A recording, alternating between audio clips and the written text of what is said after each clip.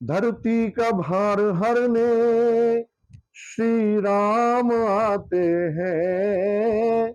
धरती का भार हरने श्री राम आते हैं। उनसे पहले भगवान परशुराम आते हैं। उनसे पहले भगवान परशुराम आते हैं। परशुराम जी के चरणों की बस धूल ही मिल जाए। परशुराम जी के चरणों की बस धूल ही मिल जाए। जन्म ब्राह्मण कुल संदेश का उद्देश्य रहता है विप्र बंधुओं से जगह जगह पहुंचना, उनमें विद्वानों की खोज करना, उनके विचार लेना और आम विप्र जन तक पहुंचाना। ब्राह्मणों के आराध्य नहीं, पूरे विश्व के आराध्य हैं भगवान परशुराम जी। आइए आज मुलाकात ब्राह्मण कुल संदेश की टीम की हो रही है जाने माने वरिष्ठ भोलन त्यागी जी से, जो भक्ति में और उनका एक संगीत स्कूल भी चलता है। बाल ब्रह्मचारी जी हैं। परशुराम जी के विषय में संक्षिप्त में कुछ बताना चाहेंगे। इनके पास विशेष कुछ पुराण के विषय में, कथा के विषय में जानकारी मिली है, जिसके लिए हम उनके विचार लेने आए हैं। आइए जानते हैं इनके विचार। जी त्यागी साहब, आपका स्वागत है ब्राह्मण को संदेश में।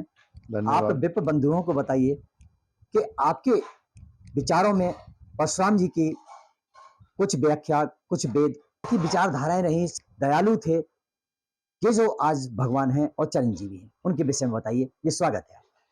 देखिए, अपना परिचय देते हुए। मैं अपना परिचय तो क्या दूं, इस शरीर का नाम भूलन त्यागी है। और वैसे कहा गया वेद में, वाचारंभण विकारो नाम ध्येयम मृतिकेत्येव सत्यम। नाम तो केवल वाणी पर बोलने के लिए है।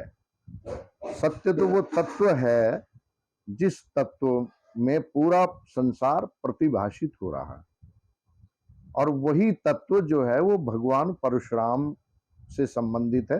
अर्थात वो तत्व ही परशुराम तत्व है। जो लोग कहते हैं कि परशुराम केवल ब्राह्मणों के हैं, वो थोड़ा सा ठीक नहीं कहते। ब्राह्मण कुल में भगवान परशुराम ने अवतार लिया। ऋषि भी हैं, वेद के ऋषि हैं भगवान परशुराम, लेकिन वो केवल ब्राह्मणों के हैं ऐसा नहीं है। वो पूरी मानवता के नहीं बल्कि प्राणी मात्र के हैं। जो जड़ और चेतन जितना भी संसार में जो भी कुछ है, वो सब भगवान परशुराम का ऋणी है। इतना ऋण भृगुवंश का इस दुनिया पे है कि वो उसको उतार नहीं सकता। उनका एहसान है हमारे ऊपर ऋषियों का। ऋषि ऋण जब तक कहते हैं कि पितृ ऋण, ऋषि ऋण और माता का ऋण ये ना उतरे, तब तक जीवन का त्याग नहीं करना चाहिए। लेकिन ये तो अपने हाथ में नहीं है। परंतु हमें ये विचार सुन रहे हैं मधुर वाणी के साथ में भुल्लन जी के। जी त्यागी जी आगे बताइए। अब हमें देखना ये है कि मैंने जो कहा कि परशुराम जी सबके हैं, वो कैसे हैं। देखिए, कुछ भ्रम है कि परशुराम क्षत्रिय विरोधी हैं। ऐसा नहीं है। कितने ही क्षत्रिय हैं जो मेरे प्रभु के शिष्य रहे हैं, जिनको उन्होंने ज्ञान दिया है। क्षत्रिय विरोधी परशुराम जी बिल्कुल नहीं है। वो समर्थक हैं सत्य के, और जो सत्य के विपरीत है वो उसके विरोधी है। सीधी सी बात है। अपने कार्यकाल में भगवान परशुराम ने किसी भी आतताई को बख्शा नहीं, अर्थात किसी दोषी को बख्शा नहीं, और किसी निर्दोष को दंडित होने नहीं दिया। ये आप उनके जीवन में जरा झांक के देखिए। इतिहास ने उनके साथ जरूर भेदभाव किया कि एक, अगर हम पीर फकीरों की भी देखें तो संपूर्ण जीवनी मिल जाती है, लेकिन मेरे प्रभु की जीवनी एक साथ नहीं मिलती, टुकड़ों में मिलती है। कोई यहां, कोई वहां, कोई उधर, कोई इधर। तो ये उनके साथ थोड़ा सा भेदभाव रहा, क्योंकि इतिहासकार राजाओं के चाटुकार रहे हैं, सीधी सी बात अगर मैं कहूं, और राजाओं ने अपना विरोधी समझा मेरे प्रभु को। जिन्होंने भगवान को भगवान समझा वो उनकी शरण में रहे। जैसे दशरथ महाराज को शब्द भेदी बाण भगवान परशुराम ने सिखाया। रामचंद्र जो वशिष्ठ जी ने राम का नाम दिया था राम जी को, वो भगवान परशुराम से प्रेरित होकर दिया था। भगवान परशुराम बलि हैं, भगवान है, समर्थ है, इसलिए राम जी भी ऐसे, ये रामचंद्र या राघव जो भी आप कहो ऐसे हों, इसलिए वशिष्ठ जी ने भगवान परशुराम को राम का नाम दिया। भगवान परशुराम के हिसाब से ही राम का नाम दिया। ये गुण रहस्य आपको जो मिल रहा है वो बुलंद त्यागी जी के स्वरों में, मधुर स्वरों में सुन रहे हैं। जी आगे। हम राम राम करते हैं, क्या आपने सोचा राम राम क्यों करते हैं, किस लिए करते हैं?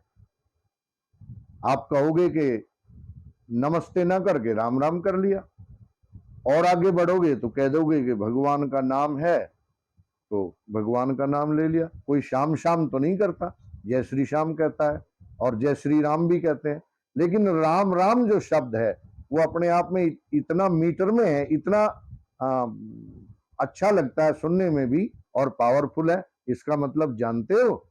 इसका अर्थ ये है, एक राम हमने कहा भगवान परशुराम को और दूसरा राम कहा रामचंद्र को, अर्थात पहला राम जो है उसको हमने संबोधित किया भगवान परशुराम के लिए। जब हमें कोई मिलता है तो हम कहते हैं भगवान परशुराम की जय हो, रामचंद्र की जय हो।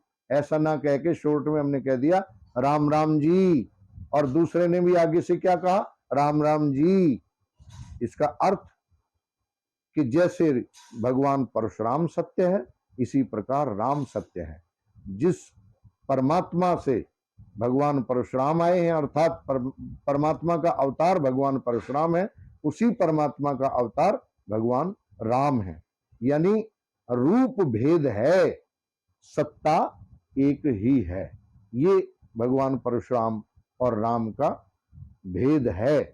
अब इस हाँ जी, सुना है आपने परशुराम जी के विषय में कुछ पुराण भी लिखा हुआ है, मैंने उसके बारे में कुछ बताइए। मैं तो क्या लिख सकता हूं, लेकिन भगवान कहते हैं कि ज्यादातर मूर्खों पे ही कृपा करते हैं, तो हमारे जैसे मूर्ख को उन्होंने चुना इस काम के लिए, तो ये प्रभु की विशेष कृपा है। और ग्रंथ हमने लिखा है परशुराम गाथा, उसका नाम है ग्रंथ का जी। और अभी तक जो हमने लिखा है वो 17 खंडों में लिखा है, लेकिन हम सोच रहे हैं उसको थोड़ा सा संक्षेप में करेंगे, एक आध खंड एक दो उसमें कम करेंगे, तो जितना उनकी कृपा होगी देखते हैं क्या होता है। ये भी सुना है आपने भजन भी इनके बारे में लिखे हैं काफी। जहां तक मेरी जानकारी है, सबसे पहले हमने ही भगवान परशुराम जी के भजन लिखे, रिकॉर्ड किए। अब तो काफी कलाकार आ गए हैं फील्ड में, गा भी रहे हैं, बहुत अच्छी बात है। लेकिन सबसे पहले जो सीडी या कैसेट जो भी बनाई वो सुरेश वशिष्ठ जी के प्रेरणा से, और हमने मतलब इसका प्रयास किया और वो हम उसमें सफल हुए। परशुराम की आरती की 2 लाइन बता दीजिए, और एक भजन जो परशुराम जी के लिए समर्पण हो, उनकी 2 लाइन बताइए जो दर्शकों को जानकारी मिले। धरती का भार हरने श्री राम आते हैं, उनसे पहले भगवान परशुराम आते हैं, उनसे पहले भगवान परशुराम आते हैं। दो कलाएं अपनी दी और अपना धनुष दिया, रघुराई रघुवर का मार्ग प्रशस्त किया, दो कलाएं अपनी दी और अपना धनुष दिया, रघुराई रघुवर का मार्ग प्रशस्त किया। प्रभु परशुराम ही तो, प्रभु परशुराम ही तो राम को राम बनाते हैं, उनसे पहले भगवान परशुराम आते हैं। बहुत अच्छे, बहुत अच्छे। ये सुन रहे थे भल्लन त्यागी जी के, जो विशेष और ये प्रथम गाना गाया हुआ है। अब इसी में आरती की 2 लाइनें बताइए, जो दर्शकों को जानकारी मिले। जी।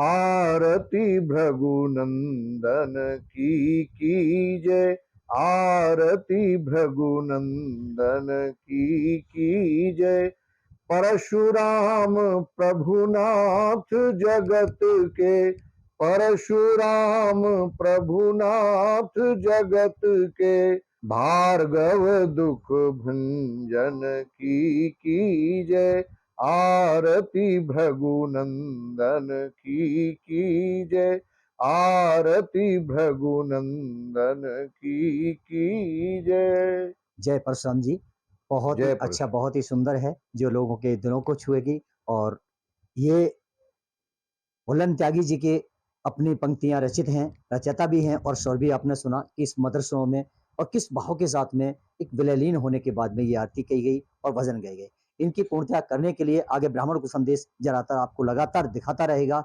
और उसके लिए आप थोड़ा सा इंतजार करिए। धन्यवाद।